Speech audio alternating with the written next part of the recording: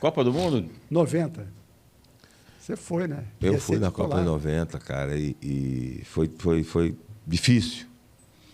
Foi difícil. O Brasil tinha uma seleção muito boa, cara. Podia ter ido muito longe se não fosse problema. Quando se envolve dinheiro, entendeu? Aí a coisa não vai acontecer. Não dá para acontecer, cara. Não sei se vocês lembram, a foto oficial foi com a gente tapando o escudo, a marca do patrocinador oficial. Foi proposital isso? Né? Foi proposital. Proposital porque eu não sei... veio que tinha uma quantia para ser dividido, o contrato era uma quantia para os jogadores e não era verdadeira aquela quantia. Alguém descobriu que não era aquela quantia, era a mais. Aí nós viajamos para a Itália, chegando lá, aí depois que a coisa estava degringolou toda, chegou um dinheiro a mais. E aí teve uma situação, decidiu assim, quem aceita dividir de igual para todos, ou quem não aceita. Aí eram 2 envelopes, cara. Ou seja, você aceita uma parte para a comissão técnica, para roupeiro, massagista, você pega essa. Que isso? Não existe, cara. Por que isso? Porque nós, jogadores, decidimos que comissão técnica e a outra parte, roupeiro, massagista, médico, não ia colocar a mão, cara. O jogador não ia ser demitido pela CBF, mas um roupeiro, um massagista, um médico, podia ser demitido. Nós mesmos decidimos que eles não colocariam, só os jogadores. E aí houve essa divisão. Pronto, tudo bem. Eu não sei como é que ficou essa divisão lá, como é que se foi. Só que a noiva, namorada ainda do Tafarel, trabalhava numa TV, ou comentava, ou fazia alguma coisa lá no Rio Grande do Sul. E ela estava lá. Ela estava lá acompanhando, né? E num encontro desse lá, que a gente era liberado, que a minha esposa, por exemplo, foi, a gente era liberado para encontrar a família no final de semana e tal. Ele comentou e ficou decidido, não pode sair daqui, não pode sair isso daqui. E parece que ele comentou com ela, ela pegou, jogou lá. Mas saiu a foto, né? Hã? A foto saiu na época. Não, a foto sim. Eu estou falando aquela a discussão da divisão do dinheiro. Tá. E teve foi um dos grandes problemas que aconteceu. E outro grande problema foi o seguinte: o Brasil, são 4 jogos, né? Sim. Então, o Brasil ganhou 3, estava automaticamente classificado. No terceiro jogo, o Lazzaroni chegou, reuniu os jogadores. Olha só, eu vou também já com... Na verdade, eu tenho que ser sincero, eu tenho meu querido Lazzaroni, mas com segundas intenções, cara. Mas ninguém é bobo também, né? Eu vou fazer algumas alterações aqui só para dar chance e tal. Porque é o seguinte, quando você vai para a Copa do Mundo, você faz alguns contratos de patrocínio. Eu, por exemplo, se eu jogo uma partida, eu ia ganhar dinheiro da Mizuno, que eu usava chuteira, eu ganho da luva Puma. Então, algo a mais, né? Eu fiquei, E teve jogadores que eles sabiam que se o outro entrasse, não voltava. Ele não ia jogar mais. E quando o Lazzaroni falou isso, teve não, professor, eu vou jogar. Eu não vou sair, eu vou jogar, eu quero jogar. Aí o Lazzaroni pegou, então, já que é assim, então joga o titular todo mundo. Aí eu, por exemplo, fiquei muito chateado. Tafarel não falou nada, mas eu fiquei muito chateado, cara. Entendeu? Imagina. Quanto é que eu não ia ganhar por um jogo? Aí jogar uma Copa. Jogar uma Copa. Ainda tem essa, jogar uma Copa, cara. Mas talvez, não sei, talvez também tenha sido esse o motivo do Lazzaroni querer dar a chance, sabe? A alguns jogadores. Agora, você era o titular, né? E aí teve um jogo contra a Dinamarca. Eu vou dizer uma coisa para vocês. Vamos fazer... lá no Vasco já tentaram fazer esse levantamento, por enquanto não acharam. Eu nunca tomei mais de 3 gols. Numa partida? Numa partida.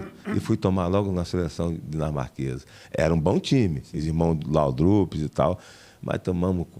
Mas só que tem um detalhe, não querendo desfazer dos jogadores, mas só que esse jogo contra a Dinamarca, seleção dinamarquesa, só jogaram jogadores aqui do Brasil.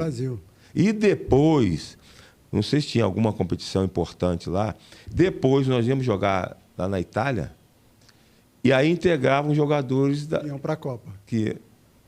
Né? Os estrangeiros, que jogavam no estrangeiro. E aí entrou o Taffarel, ganharam, mas não tem problema nenhum. Você foi à Copa. Também fui à Copa e tem um detalhe. Eu fui reserva, era Taffarel, eu e o Zé Carlos. Isso. Eu era o segundo. Eu fui reserva da seleção brasileira de um dos maiores goleiros do futebol brasileiro. Sim. Não é demérito nenhum, né? Não. Pô, Taffarel é campeão do mundo, pô. Entendeu? Ir para uma Copa do Mundo já é uma coisa... Também, né? Mas jogar umazinha, pelo menos, né? Eu vi uma entrevista do Ricardo Rocha falando de você, que você no vestiário chorou depois do jogo. É, verdade. A derrota para a Argentina. Olha, que eu me lembre, eu nunca chorei por uma derrota na minha vida. Nunca. Foi a única vez que eu chorei uma derrota. Você não estava por dois motivos. Não, por dois motivos, pô. Uma derrota daquela que machuca, maltrata, o Brasil massacrando, perdendo gols. E, para agravar mais ainda, eu caí no exame antidoping. Entendeu? E aí, quando falaram, sortear lá a casa antidoping, aí que eu desabei mais ainda. E pior, e aí todo mundo foi embora. É mais difícil você... Porque você está no banco de reserva, você não está jogando, você vai e faz com mais frequência do que o que está jogando. Porque ele elimina, né? Você está no banco, não. Você toma água, você tal. E aí você acaba eliminando mais. Não, elimina na hora, mas depois você guarda. E aí eu tive uma dificuldade imensa de fazer. O jogador foi todo mundo para o hotel, ficou uma Kombi lá só para mim. E aí eu peguei e falei... alguém lá da FIFA, será quem estava lá, olha, eu não vou fazer não, vou embora, não estou conseguindo não, já estou chateado, triste, eu vou me embora. Eu sei que o cara falou assim, você pode ir embora, só que você vai ser eliminado do futebol. Eu falei, como é que é? Você vai ser eliminado se não fizer. Não, peraí. Mas deixa eu tomar um banho, que ajuda. Ele falou, vou deixar, você toma um banho, mas se enxuga todinho, porque não pode cair água. Aí, beleza, quando eu peguei, tomei banho, tomei banho, aí deu vontade, aí eu me enxuguei rápido, que eu consegui fazer. E, para minha tristeza, quando eu chego lá, só tinha jogadores que vinham para o Brasil. O resto já tinha todo mundo indo embora. É mesmo? Mas é normal, natural. A maioria jogava na Itália, jogava... os caras tinham casas, né? Tinha para onde ir, mais próximo. Entendeu? A maioria jogava na Itália. Eu acho que era muito pouco. Eu, Bismarck, que jogava aqui no Brasil, Zé Carlos... Renato Gaúcho, não sei se o Silas, eu não sei se o Silas onde estava na época. Técnica, era Comissão técnica também, estou falando que teve jogadores. A maioria jogava tudo na Europa, cara, entendeu? Então ficou muito pouco, cara. E aí, mas o que mais me machucou foi, você, numa Copa do Mundo, você podia ir mais longe e perder tantos gols, jogou bem, cara, e ser eliminado para a gente. Uma única jogada... toma um gol, cara, né? Você hoje está de azul, mas você foi marcado pelas camisas verde e amarela. Verdade. Por quê? Você tinha o gosto por aquelas cores? Não, na verdade, as minhas camisas, normalmente, era predominância preto ou amarelo, preto ou verde, preto ou azul, era sempre assim, entendeu? E teve em 89, mais ou menos, 88, 89, o Vasco fez um contato com um patrocinador chamado Finta. Sim. Desculpa a expressão, eu odiava as camisas. Eu não gostava, eu tinha camisas lindíssimas, cara. Entendeu? O torcedor que está me ouvindo a gente, vai lá e olha, busca. Minhas camisas eram lindíssimas e eu fazia uma coisa. Antes de eu ir para a seleção brasileira, eu não tinha contrato com nenhuma empresa, né? E eu, quando viajava, porque nessa época o Vasco fazia muito torneio fora, né? Espanha, Portugal, Itália. E fazia muito torneio fora, torneios, né, internacionais. Estados Unidos também. E eu reservava sempre um dinheiro, principalmente quando eu ia na Espanha. Eu ia chamar um lugar chamado Corte Inglês, que são 8 andares. Isso. Não é isso? É. Cada andar é de uma coisa. E aí eu ia lá, naquele andar de material esportivo, e trazia pelo menos 2 camisas para mim, cara. 2 luvas. Porque eu sabia que eu precisava daquele material, principalmente a luva. Mas só que depois, quando eu fui para a seleção brasileira, eu fiz contrato. Primeiro com a Unisport, depois fiz com a Reus. E eu ganhava camisas. Eu guardava aquelas que tinha aquela predominância. E quando entrou a finta, eu falei, meu Deus do céu. Eu peguei, mandei botar o logotipo da finta e jogava. Só que os caras sabiam. A ponto dos caras virem aqui no Rio de Janeiro, Eurico, Calçado em cima de mim, a casa. Falei, pô, mas eu estou jogando, ninguém percebe, mas os caras sabem. A ponto dos caras virem, sentarem comigo e falaram assim, olha só, você vai jogar em São Paulo domingo, você vai na sexta-feira, a gente vai botar um design para você, falar o que você quer. Eu, tá bem, vamos lá. Não adiantou. Você usava a camisa sem marca, com a logomarca deles por cima. Não, tinha marca, por exemplo, vamos lá. Sim, na época era Puma. Sim, mas não era seu patrocinador. Não. A camisa não era de patrocínio seu próprio, você só tinha patrocínio da luva.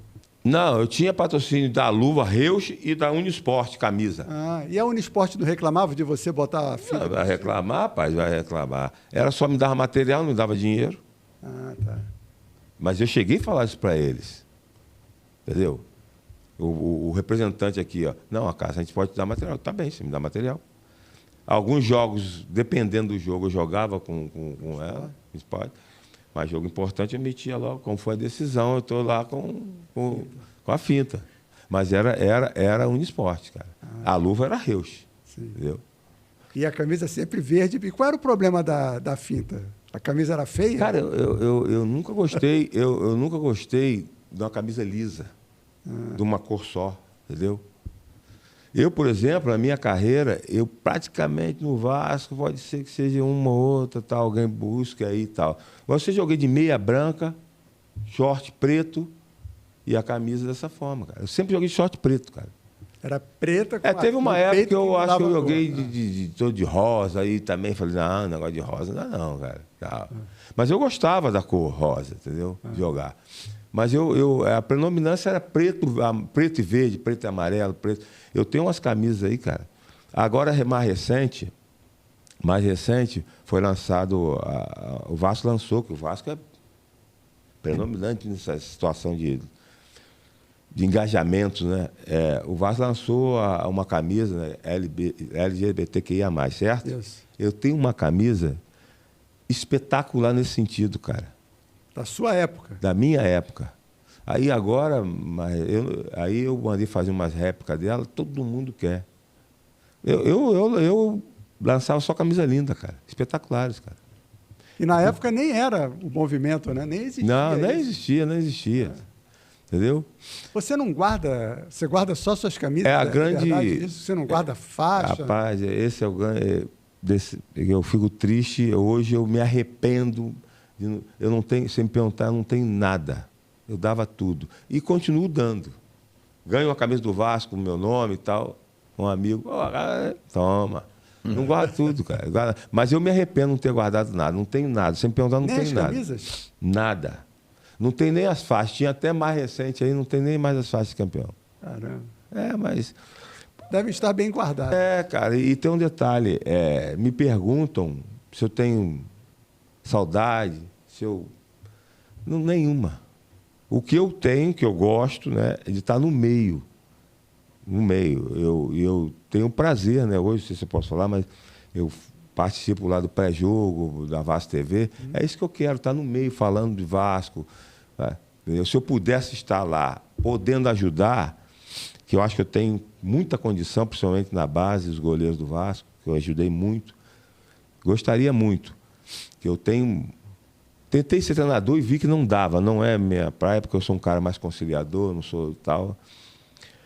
Mas eu acho que eu tenho muita condição de ajudar nesse sentido, a um crescimento de um goleiro, cara. Mas eu estando lá na Vasco TV já me satisfaz muito. Mas não tenho nenhuma saudade de voltar a jogar, de estar no campo. Mas o torcedor tem saudade de você. É provável que sim. Nem tanto agora, por último, aí, com o que o Léo Jardim fez no último jogo, talvez fique um pouquinho esquecido. Mas nunca foi dúvida. Campeão brasileiro. Não, mas aí é consequência. É consequência, bicampeão, né? Não, mas aí não é por culpa dele. É um cara que tem um potencial incrível, né, cara? Entendeu? Mas a história tem que ser contada e tem que ser respeitada também. Não, né? sem dúvida. Eu acho que eu conquistei no Vasco foram coisas muito importantes, né, cara? Você ganhar 3 títulos estaduais em cima do seu maior rival e ter ganho daquela forma que eu ganhei o Campeonato Brasileiro, não dá para esquecer, né, cara?